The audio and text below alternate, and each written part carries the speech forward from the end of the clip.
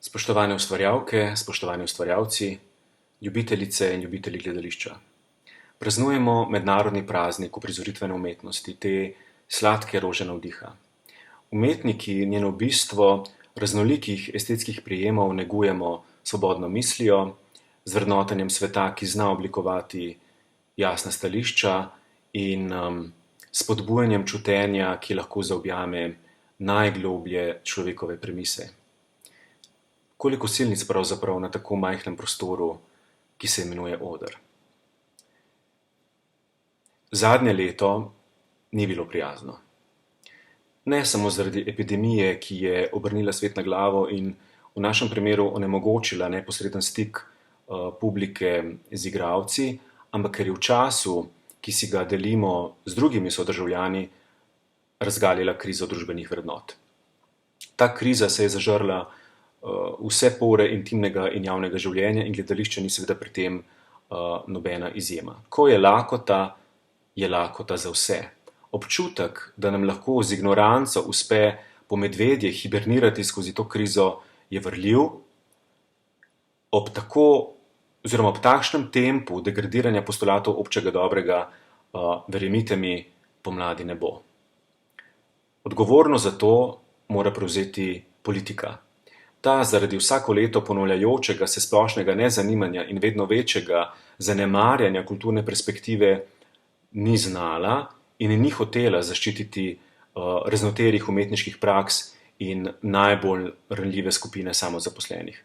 Raje se je zaprla v svoje marmornate pisarne in pojasnjevala svoje nepremišljene poteze prek pisem bralcev dnevnega časopisja. In tudi očitek o poskusih demontaže kulturnih institucij, lahko rečemo organiziranega, strukturnega delovanja in vsaj kolikor toliko urejenih delovnih razmerij, je več kot upravičen. Spomnimo se samo samovoljnega odtegovanja finančnih sredstev kolegom z področja filma, ki so jim bila v resnici priznana po zakonu. In to vladajoča politika počne še danes ta trenutek. Tako da bojazen, da bo vsak hip ravnala enako vulgarno tudi v primeru drugih, ni odveč. Še posebej ob znanem in neumornem imenovanju politično sprejemljivih kadrov na vodilna mesta, ne glede na to, kakšne so njihove strokovne reference. In odgovornost za takšno početje mora prevzeti tudi kulturna srenja. Ta je s politiko delila splošno nezanimanje za lastno perspektivo, kljub občasnim protestom in umetniškimi akcijami pred resornim ministrstvom. Mislim, da je na stran postavila profesionalno poštenost, umetnostna omika pa se je morala umakniti zasebnim interesom in njihovemu finančnemu napredovanju. Priznajmo si, znotraj umetniških cehov prevladujejo klani in prijateljske povezave, njihove gordijske vozle pa lahko preseka vse manj moralnih avtoritet. Posamezniki in posameznice se v svojih javnih nastopih z redkimi, res redkimi izjemami načeloma ne želijo ostreje opredeljevati do zagat, ki nas pestijo, in tudi takrat ne, ko se te osebe javno pozove. Samo poglejmo, kako nezrelo smo se odzvali na primere spolnih zlorab na AGRFT. Ko je odjeknila ta žalostna novica, so bila družbena omrežja polna podpore žrtvam. Tudi profesorski zbor Akademije za čuda se je razumevajoče zdrznil, ampak nadaljnji razplet kaže, da smo, prej bi rekel, vešči predstave za javnost, kot pa smelih in dobronamernih potez, ki bi v to našo zamegljeno sfero prinesle svežega vetra, da se vsi skupaj malo nadihamo. Profesorji, ki so imeli utemeljen občutek, da bo z razlogom padlo po njih, so namesto ponujenega odstopa, kot je to storil na primer direktor berlinskega gledališča, da bi ohranil integriteto institucije, ki jo predstavlja, kljub temu, da se uradni pregon proti njemu še niti ni začel, so raje na zalogo odšli na bolniški stalež. Morda so nekateri še zamomljali, da se nekje vendarle čutijo krive, potem pa ne duha ne sluha. In sedaj v resnici ti ljudje ne počnejo nič drugega, kot da pravzaprav samo potrpežljivo čakajo. Čakajo, da nevihta mine. Zakaj ne bi? Ker je grmenje kulturne javnosti v resnici vse manj. Ta se očitno raje fotografira z dlanmi, na katerih piše nisi sama, kot pa da bi pozorno spremljala razvoj dogodkov. Ljudje čakajo in se počasi pripravljajo na karierno rehabilitacijo, da bodo končno spet lahko nezamenljivi nadaljevali s predavanji in delom v gledališču. In pri tem jim taki vtis verjetno pomagajo kolegi, ki so jim dolžni kakšno uslugo, ali pa soborci in somišljeniki v estetiki vseeno.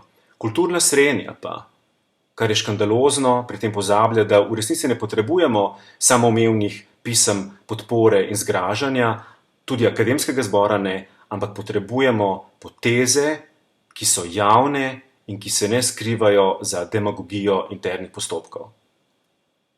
Tudi v gledališčih ni nič bolje.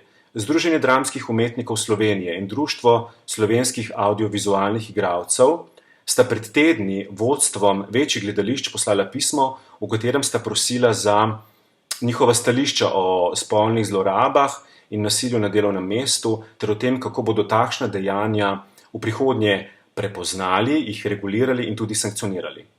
Ter seveda tako zaščitili svoje zaposlene. Dejstvo je, da do danes še vedno ti dve društvi nista prejeli odgovore strani vseh.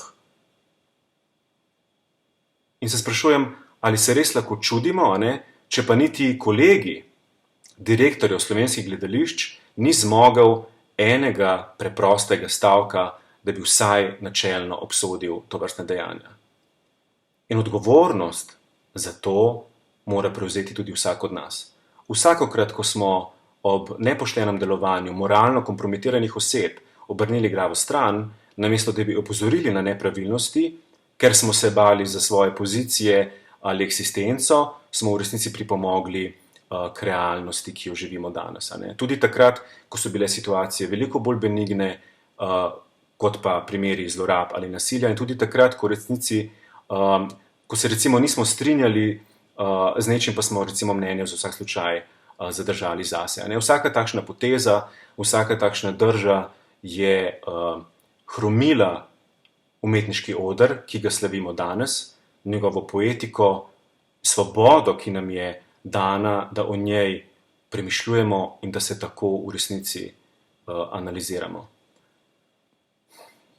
Gregor Strniša, pozabljen slovenski poet, v eni od svojih dram zapiše: mesto šumi skozi podrta vrata, strehe več ni, med zidovi stojimo, a nad nami nebo.